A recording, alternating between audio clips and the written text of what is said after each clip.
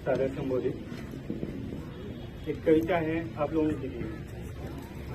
हम जेएनयू में पढ़े हुए लोग,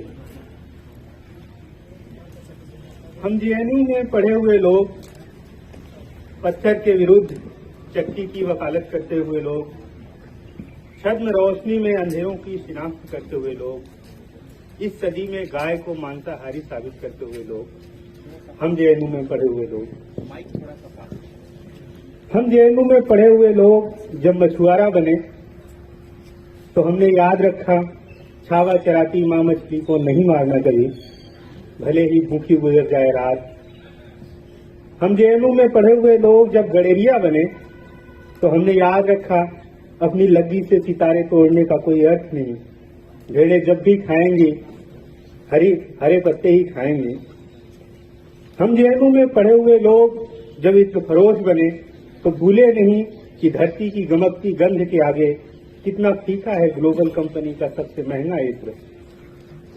हम जहां भी गए पूछा गया हमसे 2 और 2 होता है कितना। हमने कहा गणित में बोले कि राजनीति में बोले कि अर्थशास्त्र में बोले, जीवन की भाषा में भी बता सकते हैं हम 2 और 2 का योग। हमें सनकी कहा गया, पागल कहा गया, पर हम बड़ी शिद्दत से महसूस करते रहे कि एक ही नहीं होता 2 और 2 का योग, जीवन में और गणित में और राजनीति में। हम जेएनयू में पढ़े हुए लोग जहां भी गए पूछा गया हमसे क्या रिश्ता है हमारा बाबर से। हमने कहा इतिहास नहीं होता, सिर्फ घटनाएं होती हैं, और संस्कृतियों सभ्यताओं का विस्थापन भी एक स्वाभाविक घटना है। उनकी निगाह में मेरे जवाब से गद्दारी की गंध उठती है। हमारे जवाब के मद्देनजर हमें विधर्मी कहा गया। हमसे मुल्क में और मुल्क के बाहर तिरंगे के बारे में पूछा गया, सरहद और शहीद सैनिक के बारे में पूछा गया। हमने कहा गोलियां खेतों में भी उगती हैं, सल्फास की गोलियां, और देश कोई पालतू परिंदा नहीं जो आपकी व्यक्तिगत मलकियत है, जो आपकी रटाई जबान दोहराएगा। वह शहीद मेरा दोस्त था, आपकी राजनीति से बाहर का दोस्त, इस कविता की परिध से बाहर का दोस्त, ईश्वर अल्लाह के अनस्तित्व की तरह सचमुच का दोस्त। किसानी और मजदूरी से डरकर उसने चुनी थी वह जिंदगी। हमारी बात बीच में ही काटकर हमारे गिरेबान तक पहुंची उनकी मुट्ठी ने बताया कि हम तो पुश्तैनी देशद्रोही हैं। उन्होंने कहा सूरज लाल नहीं है, हमने कहा बहस करेंगे। उन्होंने कहा आसमान नीला नहीं है, हमने कहा बहस करेंगे। उन्होंने कहा चांद दागदार नहीं है, हमने कहा बहस करेंगे। हम जेएनयू में पढ़ चुके लोग शब्द को ब्रह्म नहीं मानते थे। हम जेएनयू में पढ़ चुके लोग शब्द को ब्रह्म नहीं मानते थे, पर हमारा अपराधी यकीन था शब्दों पर। हम में से कोई नाजिम हिकमत नहीं था, पर हम हमेशा सोचते थे कि बहुत सारे रहस्य जो दुनिया को अभी जानने हैं इन शब्दों में थरथरा रहे हैं।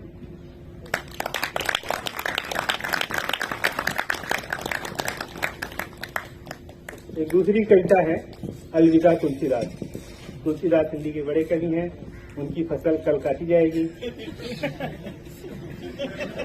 तो कविता है अलविदा तुलसीदास। अलविदा तुलसीदास। जब भाषा का ढोल पीटा जाता है तो धुन के इशारे से सिर्फ ताल नहीं काटा जाता, रोशनी भी काटी जाती है। संगीत के बवंडर में चीखों का एक पूरा गांव दफन किया जाता है और कराहों की जांच के हवा से निष्कासन का दुष्चक्र शुरू होता है। अलविदाई कहीं से भी शुरू की जा सकती है। यूं तो यह मोड़ दुख के लिए आरक्षित है, पर जिस चंदन में सुगंध से अधिक सांप हो उसका ध्वंस एक उत्सव है। जिस झील में हो मछलियों से अधिक मगरमच्छ, उसके तट की हरितिमा एक छलावा है। हम बहुत दूर तक धोकर ले आए आपका कलमश, आपकी विस्मय वाणी को अपनी जीभ का बिस्तर दिया बहुत दूर तक।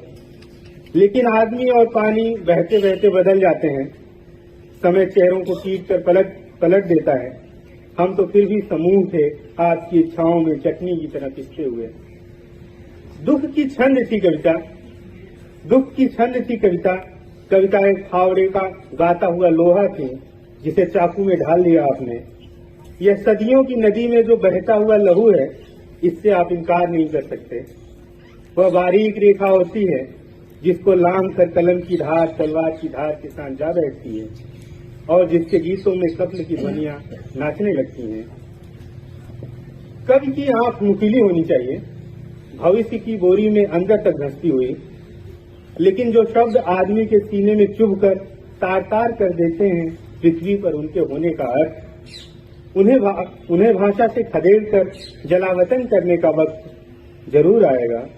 कल कमल के फूल पर रखकर परोसा गया था धतूरा, आज गंध और बौखलाहट को अलगाने का मौसम आकार ले रहा है। ताकत से पैदा हुआ पहाड़ ताकत का और ऊंचा पहाड़ पैदा करता है, लेकिन क्या यह झूठ है कि अमावस की सबसे घनी रात के मन में एक जुगनू का डर बैठा रहता है और दिन का भारी से भारी दरवाजा चिड़िया अपनी बहुत धीमी आवाज से खोल देती है। अलविदा भाई तुलसीदास। हाँ, मुझे भी ऐसा ही लगता है। संबोधनों की राजनीति में प्रश्नों का बेताल छिपा रहता है और उत्तरों को अवदस्त कर गालियां घुसी जाती हैं। लेकिन क्या किया जा सकता है उस चौपाई का जिसकी काव्यगत सुंदरता विचारों के शिकार पर निकली है और भूख पर अलंकारों का पर्दा डालकर चिल्लाती रहती है। कुछ नहीं किया जा सकता कविता की लय का जिसमें गुलामी की प्रस्तावना है और अपमान का सुविन्यस्त व्याकरण। धर्म की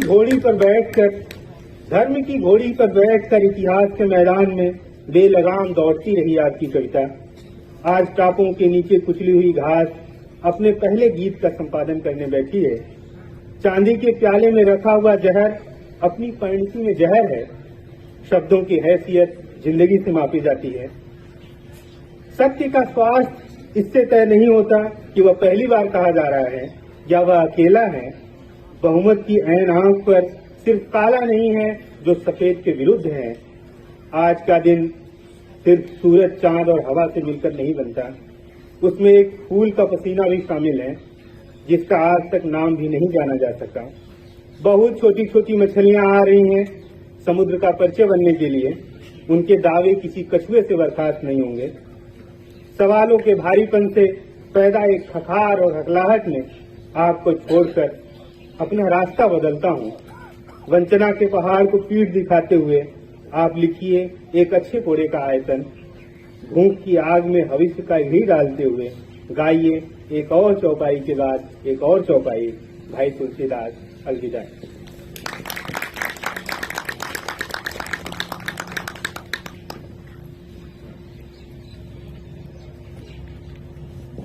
एक कविता है बेरोजगार, इसमें 4 खंड है, छोटी छोटी कविता। एक, तुम किसी की संतान नहीं हो, न किसी देश के सम्मानित नागरिक। तुमने कभी कुछ नहीं उगाया, किसी भी गीत में एक पंक्ति तक तुम्हारी नहीं। अगर तुम बेरोजगार हो तो तुम्हारा पहला और पूरा परिचय यही है कि तुम बेरोजगार हो। दूसरा, पहले रिश्तेदार विदा होंगे, फिर दोस्त कहेंगे विदा। उनके पीछे पीछे जाएगी तुम्हारी आस्था। प्यार भी अपने पैर पीछे खींच लेगा। मृत्यु और बेरोजगारी चीज ही ऐसी है। तीसरा, तारीखें याद नहीं रहती, दिन भूल जाता हूं। सिर्फ मौसम बदलने पर महीनों का पता चलता है। किसी की प्रतीक्षा नहीं, न कहीं पहुंचने का अनुशासन। यह बुढ़ापा नहीं है, बेरोजगारी है। चौथा और आखिरी, फूल खिल रहे हैं, मधुमक्खी बेरोजगार नहीं है। दाने झड़ रहे हैं, गिलहरी बेरोजगार नहीं है। पानी बह रहा है, मछली बेरोजगार नहीं है। मैं बेरोजगार हूं और सोचता हूं कि आदमी होना इतना अपमानजनक कैसे हुआ। लोगों, मुझे मधुमक्खी, गिलहरी और मछली का जीवन चाहिए।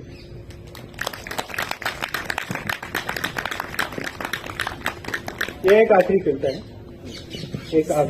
असली हत्यारे।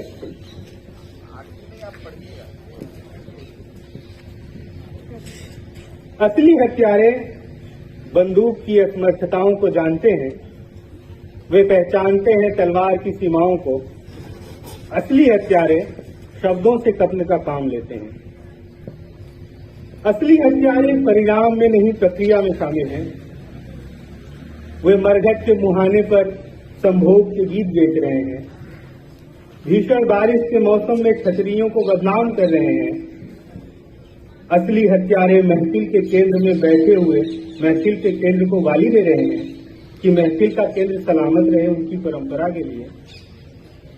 चाकू की निंदा करने का काम और कच्चे लोहे की दुकान खोलने का काम वे समान भोली मुस्कान के साथ करते चले जा रहे हैं।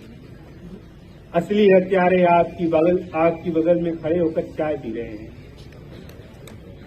असली हत्यारे आग की बगल में खड़े होकर चाय पी रहे हैं और चाय के खून से महंगा होने की शिकायत कर रहे हैं। असली हत्यारों की उम्र 1000 साल है। वे धर्म ग्रंथों की ओट में बैठे हैं। वे आत्मा नहीं आत्मा की परिभाषा है। हवा उन्हें सुखा नहीं सकती, आग जला नहीं सकती, पानी भिगो नहीं सकता। असली हत्यारे पुस्तकालय जाते हैं, संसद जाते हैं, दोस्त की दावत और टेलीविजन से लौटते हैं, फिर सो जाते हैं। असली हत्यारे सोने से पहले याद दिलाना नहीं भूलते कि सब कुछ बहुत अच्छा चल रहा है। असली हत्यारे बांस बोते हैं। असली हत्यारे बांस बोते हैं। उस बांस से सबसे उम्दा किस्म की लाठी और सबसे निकृष्ट किस्म की बांसुरी बनाते हैं। असली हत्यारों की शिनाख्त करनी हो, असली हत्यारों की शिनाख्त करनी हो तो उपसंहार तक कभी मत जाना। असली हत्यारे भूमिका में अपना काम कर चुके होते हैं। शुक्रिया।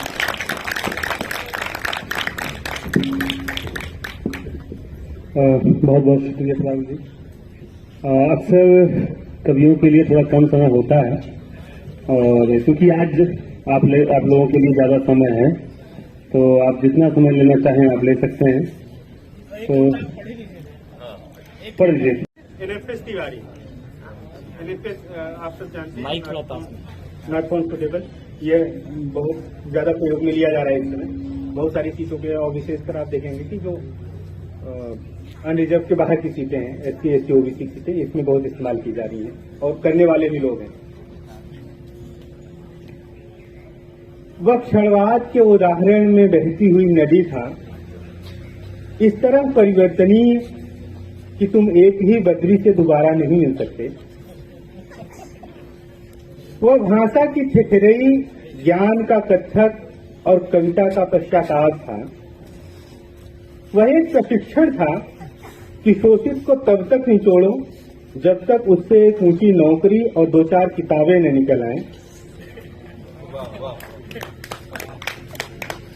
वह ये था, वो था, मुझे क्या मतलब वह क्या था। लेकिन जब बारिश का कोई क्रूर मौसम दक्षिणा में हमारा खपरेल मांगता है, तब हम भी चाहते हैं कि निपट ही लिया जाए भारतीय इतिहास के इस नियमित मानसूनी दुष्चक्र से।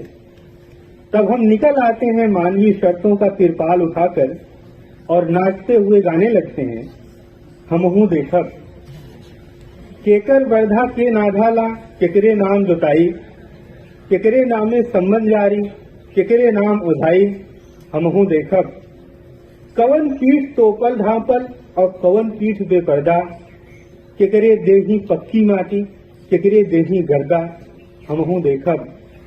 और ताल ठोक के हाथ बढ़ावा समय करी पंचायत, ताल ठोक के हाथ बढ़ावा समय करी पंचायत, केकर आखिर सांस सरासर झूठ केकर हो साइड, हमहू देखब। और तोहू जाना हमहू जानी लोकतंत्र का सीमा, तोहू जाना हमहू जानी लोकतंत्र का सीमा, बिना ढाल कर के लड़वैया के करवाई बीमा, हमहू देखब।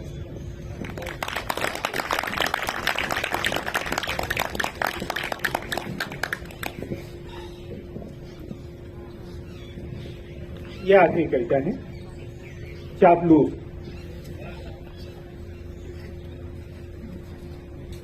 वे समय के आरंभिक छोर से समय के दृश्यगत अंतिम छोर तक बंधी हुई डोरी पर चमगादड़ों की तरह लटके थे। मतलब इस तरह सार्वकालिक और सार्वभौमिक थे कि धार्मिकों के ईश्वर और कला की व्याप्ति से स्पर्धा करते थे। जब निकृष्टतम व्यक्ति की प्रशंसा में वे कुछ वाक्य बना ही लेते, तब उनमें एक संतत्व का जागरण नजर आता था। कुछ लोग उनकी इस प्रतिभा प्रसूत दृष्टि से ईर्ष्या करते देखे गए। वे कीचड़ से भरे तालाब से एक करेम का फूल चुनकर उसे कमल साबित कर देते। उनकी जबान पर जादूगरों के एक गांव का बसाव था। हवा के रुख का रहस्य सबसे पहले उन्हीं पर खुलता था। शक्ति के समीकरण सबसे पहले वे ही हल करते थे। वे हिसाबी नहीं गणितज्ञ थे। लाल से नीले से गेरुए से हरे से सफेद होते हुए उन्हें देख पाना अलिखित वैश्विक आश्चर्यों में से एक था। उनकी व्याख्या नेति नेति जैसी निषेधात्मक शब्दावली में ही संभव थी। वे भाषा में, हवा में, होने में थे और न होने में। दुखी किसी किसी को, खुश अधिकांश को करते हुए वे इतिहास के पहिए पर अपने घर का भी रास्ता थोपने की जलील इच्छा लिए कर्म क्षेत्र में रत हैं। वे जहां भी मिले उनसे अपने पराजित युद्धों की सघोष विजयी गाथाएं सुने। व्यक्ति की शक्ति में अथाह आस्था, चापलूस ही तो रोकते हैं। शुक्रिया।